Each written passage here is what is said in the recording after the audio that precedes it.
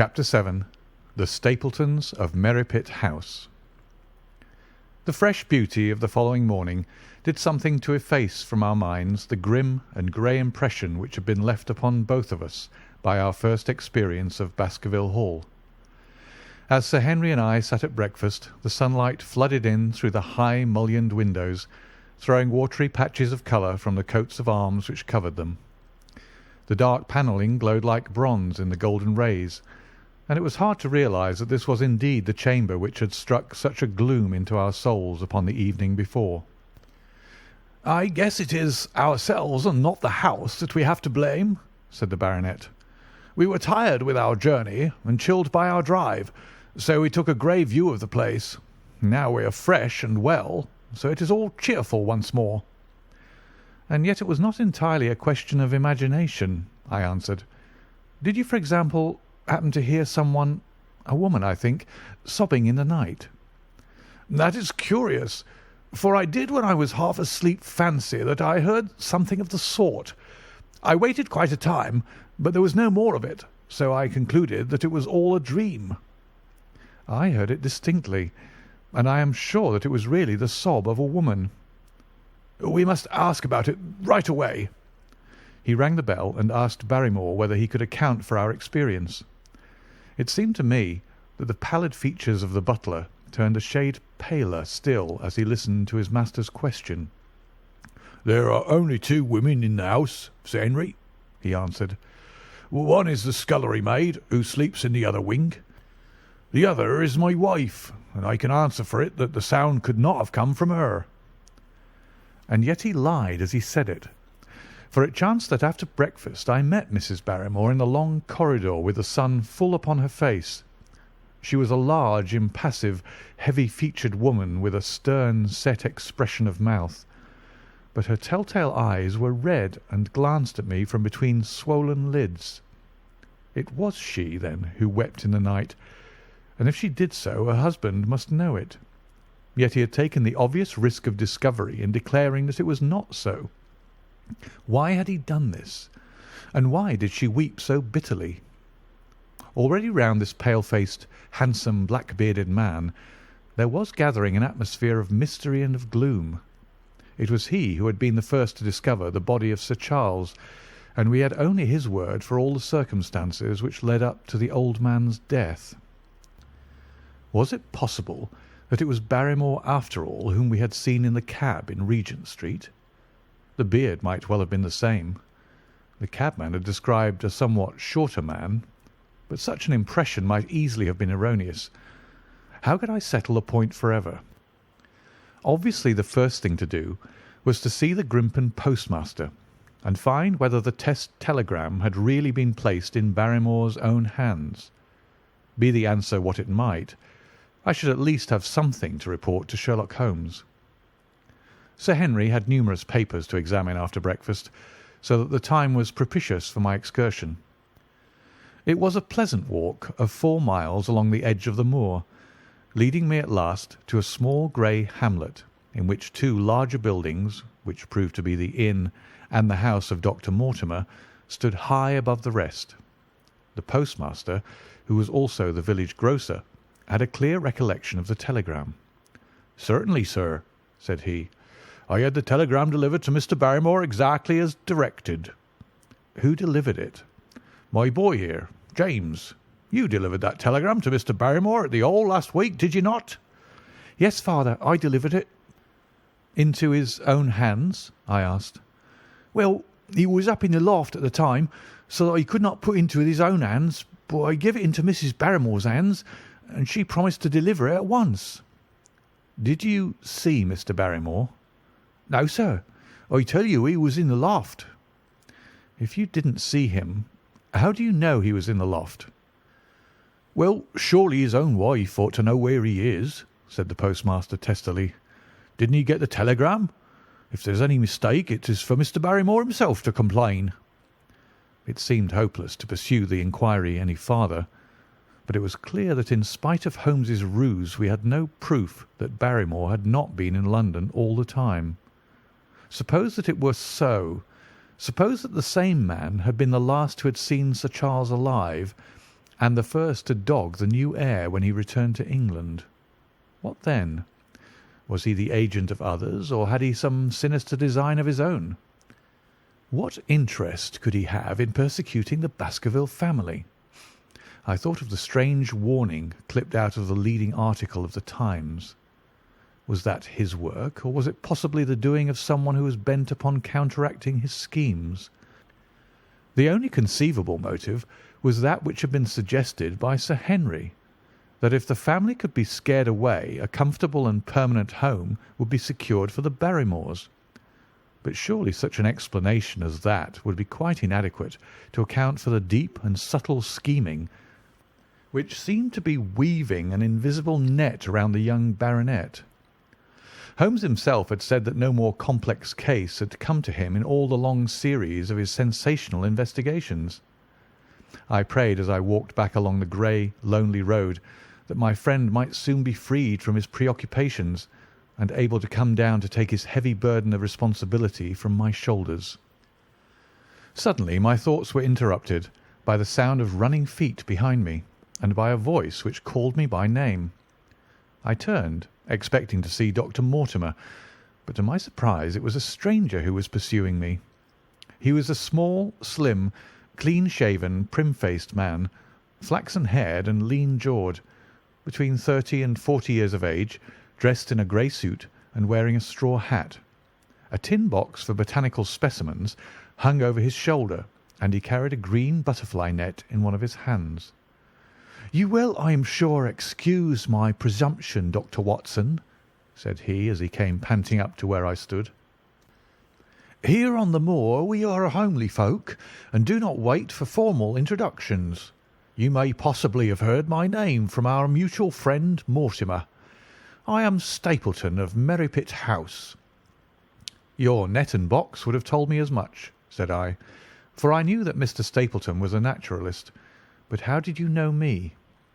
"I have been calling on Mortimer, and he pointed you out to me from the window of his surgery as you passed.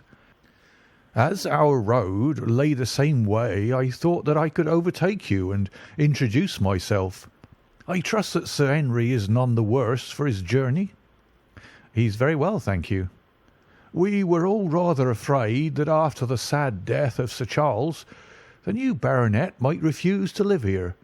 It is asking much of a wealthy man to come down and bury himself in a place of this kind, but I need not tell you that it means a very great deal to the countryside.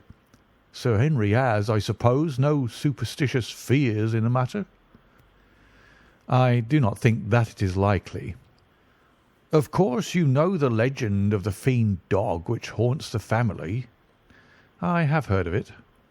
"It is extraordinary how credulous the pheasants are about here. Any number of them are ready to swear that they have seen such a creature upon the moor." He spoke with a smile, but I seemed to read in his eyes that he took the matter more seriously. "The story took a great hold upon the imagination of Sir Charles, and I have no doubt that it led to his tragic end." "But how?" "His nerves were so worked up that the appearance of any dog might have had a fatal effect upon his diseased heart. I fancy that he really did see something of the kind upon that last night in the yew alley. I feared that some disaster might occur, for I was very fond of the old man, and I knew that his heart was weak." "How did you know that?" "My friend Mortimer told me." "You think, then, that some dog pursued Sir Charles, and that he died of fright in consequence?" "Have you any better explanation?" "I have not come to any conclusion." "Has Mr. Sherlock Holmes?" The words took away my breath for an instant, but a glance at the placid face and steadfast eyes of my companion showed that no surprise was intended. "It is useless for us to pretend that we do not know you, Dr. Watson," said he.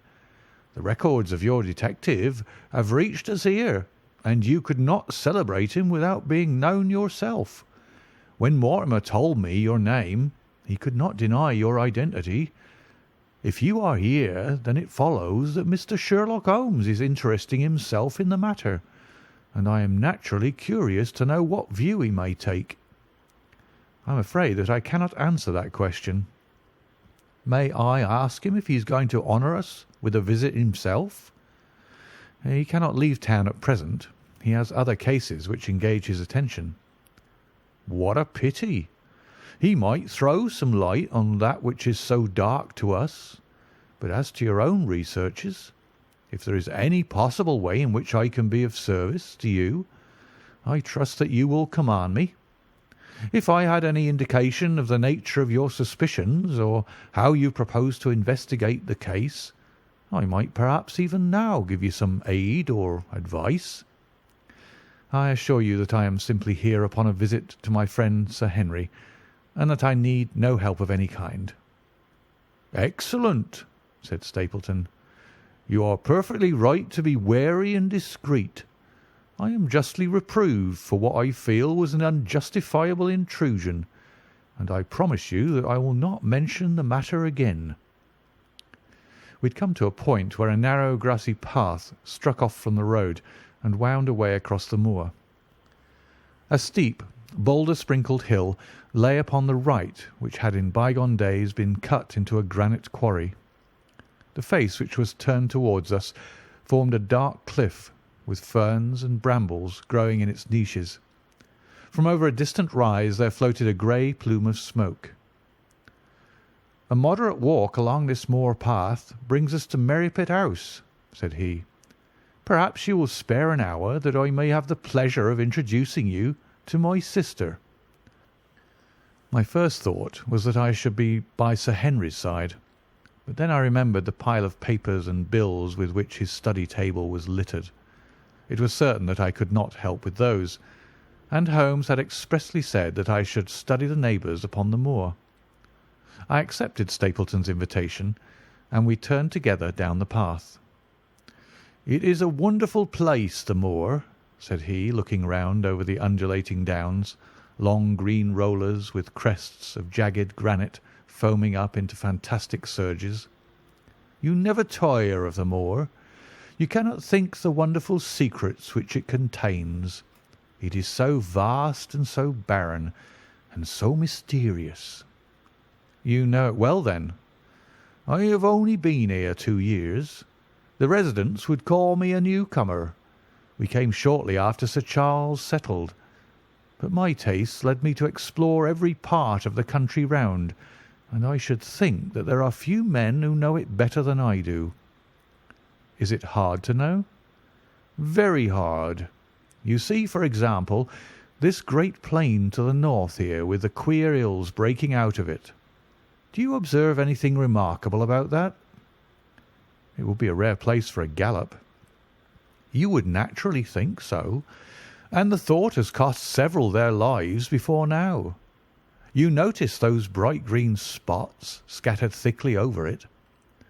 "Yes, they seem more fertile than the rest." Stapleton laughed. "That is the great Grimpen Mire," said he. "A false step yonder means death to man or beast. Only yesterday I saw one of the moor ponies wander into it. He never came out. I saw his head for quite a long time craning out of the bog hole, but it sucked him down at last. Even in dry seasons it is a danger to cross it, but after these autumn rains it is an awful place. And yet I can find my way to the very heart of it and return alive. By George, there's another of those miserable ponies." Something brown was rolling and tossing among the green sedges. Then a long, agonized, writhing neck shot upward, and a dreadful cry echoed over the moor. It turned me cold with horror, but my companion's nerves seemed to be stronger than mine. "It's gone," said he. "The mire has him. 2 in 2 days, and many more, perhaps, for they get in the way of going there in the dry weather, and never know the difference until the mire has them in its clutches. It's a bad place, the great Grimpen Mire." "And you say you can penetrate it?" "Yes. There are 1 or 2 paths which a very active man can take. I have found them out." "But why should you wish to go into so horrible a place?" "Well, you see the hills beyond. They are really islands cut off on all sides by the impassable mire, which has crawled round them in the course of years. That is where the rare plants and the butterflies are, if you have the wit to reach 'em. I shall try my luck some day." He looked at me with a surprised face. "For God's sake, put such an idea out of your mind," said he. "Your blood would be upon my head. I assure you that there would not be the least chance of your coming back alive. It is only by remembering certain complex landmarks that I am able to do it." "Hallo!" I cried. "What is that?" A long, low moan, indescribably sad, swept over the moor. It filled the whole air, and yet it was impossible to say whence it came. From a dull murmur it swelled into a deep roar, and then sank back into a melancholy, throbbing murmur once again. Stapleton looked at me with a curious expression in his face. "Queer place, the moor," said he. "But what is it?" "The peasants say it is the Hound of the Baskervilles calling for its prey. I've heard it once or twice before, but never quite so loud." I looked round with a chill of fear in my heart at the huge swelling plain mottled with the green patches of rushes. Nothing stirred over the vast expanse save a pair of ravens which croaked loudly from a tor behind us. "You are an educated man. You don't believe such nonsense as that," said I. "What do you think is the cause of so strange a sound?" "Bogs make queer noises sometimes. It's the mud settling or the water rising or something." "No, no, that was a living voice." "Well, perhaps it was. Did you ever hear a bittern booming?" "No, I never did." "It is a very rare bird, practically extinct in England now, but all things are possible upon the moor. Yes, I should not be surprised to learn that what we have heard is the cry of the last of the bitterns." "It's the weirdest, strangest thing that ever I heard in my life." "Yes, it's rather an uncanny place altogether. Look at the hillside yonder. What do you make of those?" The whole steep slope was covered with grey circular rings of stone, a score of them at least. "What are they? Sheep pens?"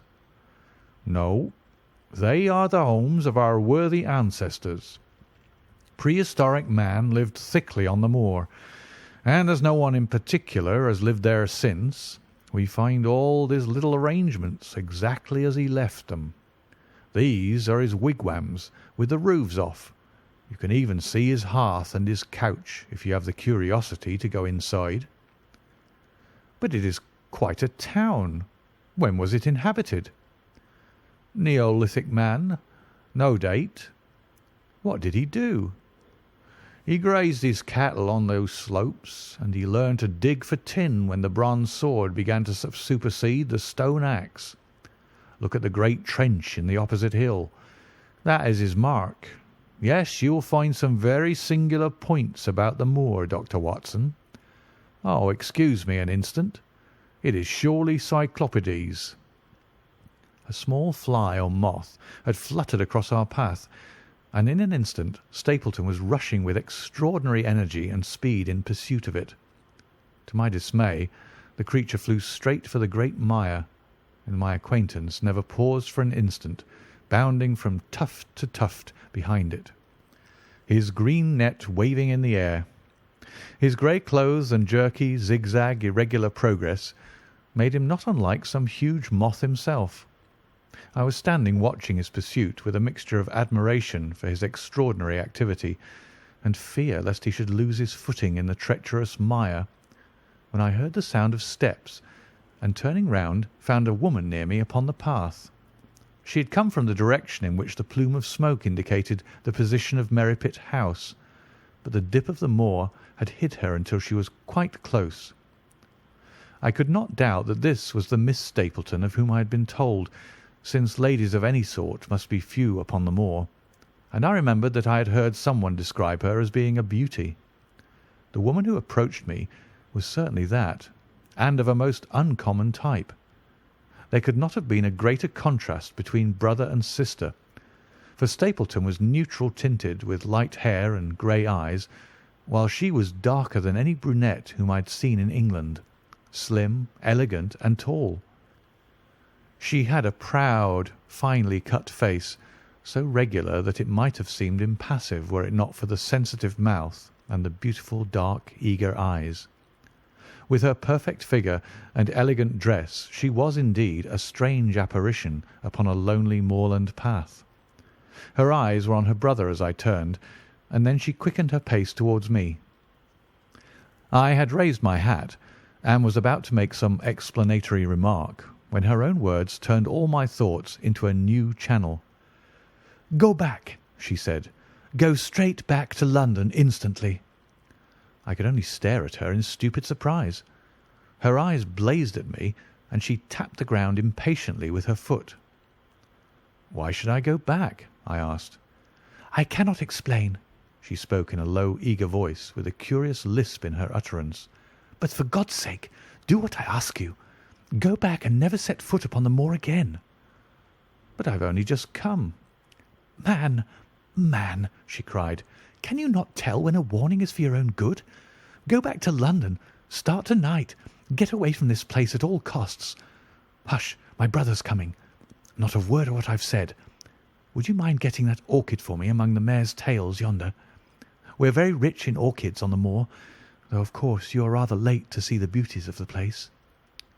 Stapleton had abandoned the chase and come back to us breathing hard and flushed with his exertions.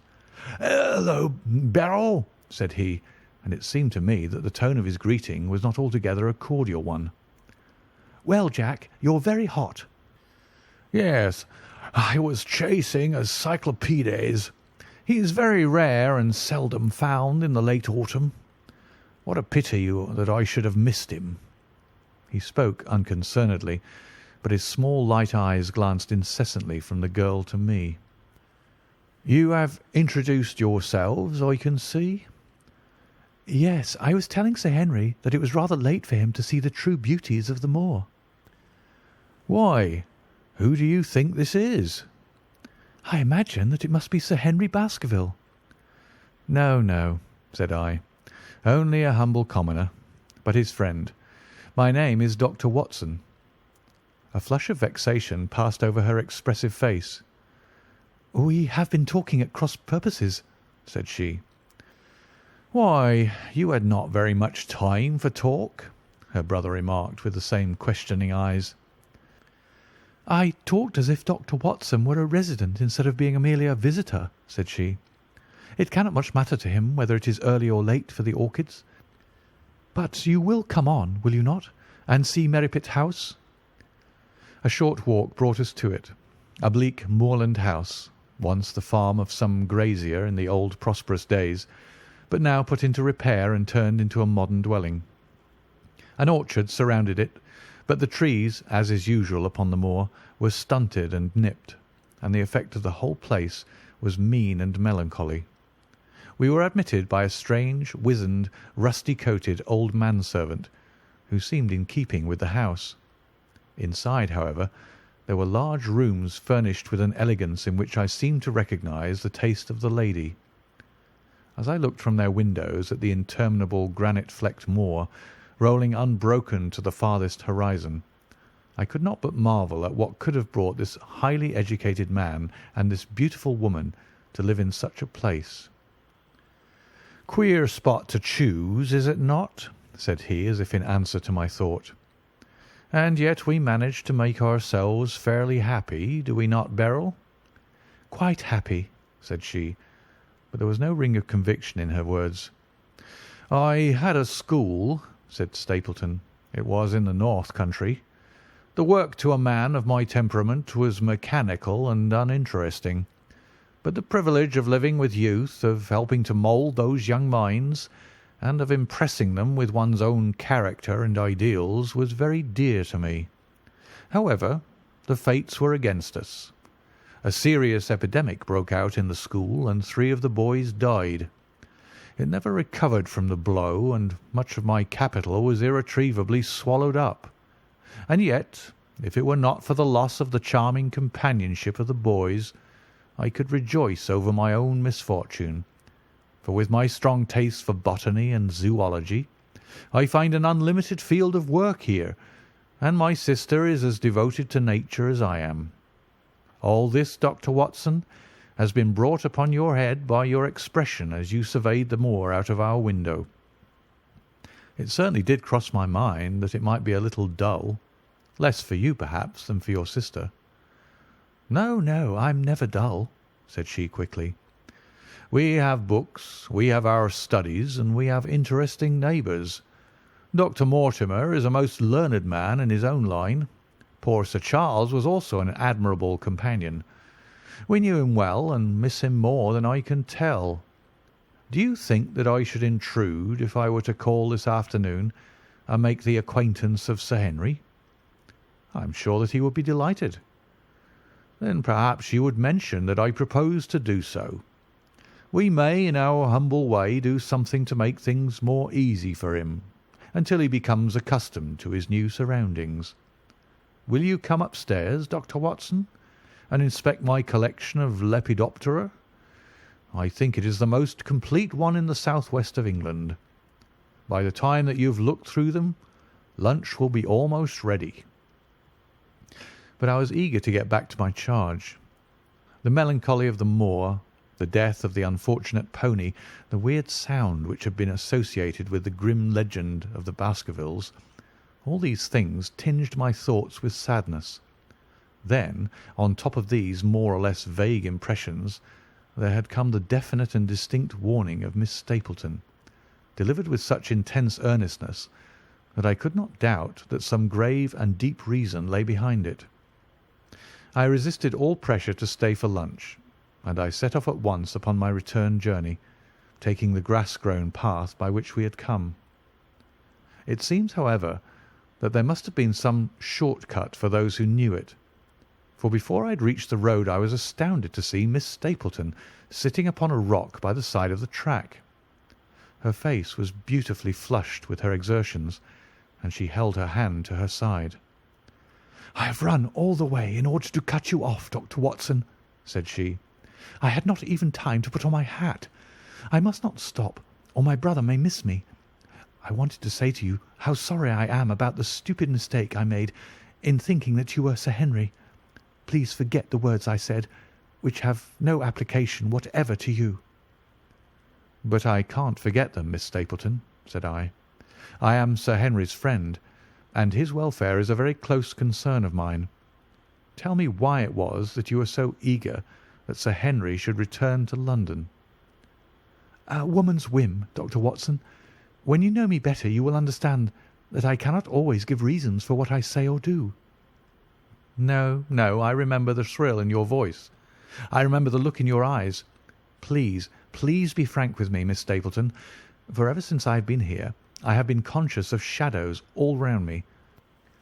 Life has become like that great Grimpen mire, with little green patches everywhere into which one may sink, and with no guide to point the track. Tell me, then, what it was that you meant, and I will promise to convey your warning to Sir Henry."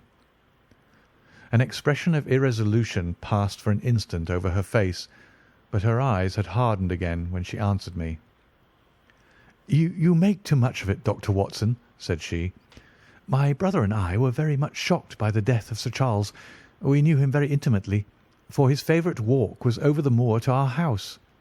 He was deeply impressed with the curse which hung over the family, and when this tragedy came I naturally felt that there must be some grounds for the fears which he had expressed. I was distressed, therefore, when another member of the family came down to live here, and I felt that he should be warned of the danger which he will run. That was all which I intended to convey." "But what is the danger?" "You know the story of the hound?" "I do not believe in such nonsense." "But I do. If you have any influence with Sir Henry, take him away from a place which has always been fatal to his family. The world is wide. Why should he wish to live at the place of danger?" "Because it is the place of danger. That is Sir Henry's nature. I fear that unless you can give me some more definite information than this, it would be impossible to get him to move." "I cannot say anything definite, for I do not know anything definite." "I would ask you one more question, Miss Stapleton. If you meant no more than this when you first spoke to me, why should you not wish your brother to overhear what you said? There's nothing to which he or anyone else could object." "My brother is very anxious to have the hall inhabited, for he thinks it is for the good of the poor folk upon the moor. He would be very angry if he knew that I have said anything which might induce Sir Henry to go away. But I have done my duty now, and I will say no more. I must go back, or he will miss me and suspect that I have seen you. Good-bye." She turned and had disappeared in a few minutes among the scattered boulders, while I, with my soul full of vague fears, pursued my way to Baskerville Hall. End of chapter 7.